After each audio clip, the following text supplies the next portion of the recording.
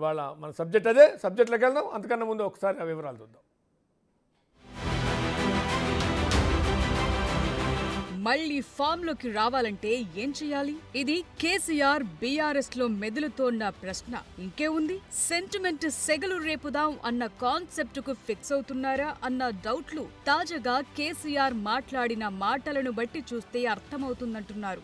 BRS విస్తృత స్థాయి సమావేశంలో కేసీఆర్ అటు తిప్పి ఇటు తిప్పి మ్యాటర్ అంతా తెలంగాణ ఉద్యమ చరిత్ర, పోరాటం, సెంటిమెంట్ చుట్టూనే నడిపించారు. అయితే ఇప్పుడే చాలా ప్రశ్నలు కూడా గులాబీ బాస్ ముందుకొస్తున్నాయి. ఇంకెన్నాళ్లు ఇదే సెంటిమెంట్ అస్త్రం వర్కౌట్ అవుతుందన్న ప్రశ్నలు వినిపిస్తున్నాయి.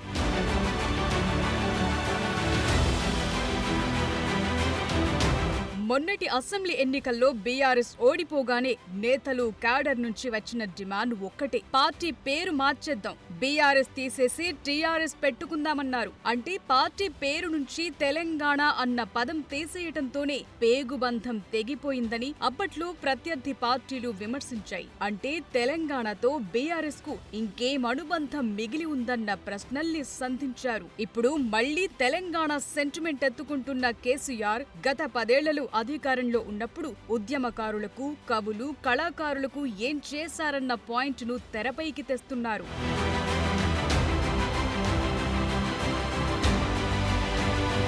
ఉద్యమకారులను గుర్తించకపోవటం, కవులు, కళాకారులకు సహాయం చేయకపోవటం, ఉద్యమ చరిత్ర ఉన్న నేతలను పక్కన పెట్టటం, ఉద్యమంతో సంబంధం లేని వాళ్లకు మంత్రి పదవులు ఇవ్వటం, ఇలాంటివన్నీ గుర్తు చేస్తున్నారు ప్రత్యర్థులు. తెలంగాణ ఉద్యమంలో కీలక పాత్ర పోషించిన గద్దర్కు ప్రగతి భవన్లో ఎంట్రీ ఇవ్వకుండా ఎండలో కూర్చోబెట్టిన విషయాన్ని ప్రస్తావిస్తున్నారు. అంతెందుకు, తెలంగాణ గురించి ఇంత మాట్లాడి ఉద్యమం గురించి చెప్పుకుంటున్న కేసీఆర్ అధికారిక తెలంగాణ తల్లి విగ్రహాన్ని, అలాగే అధికారిక తెలంగాణ గీతాన్ని 10 ఏళ్లలో ఎందుకు ఆవిష్కరించలేకపోయారన్న ప్రశ్నలకు జవాబు ఉందా?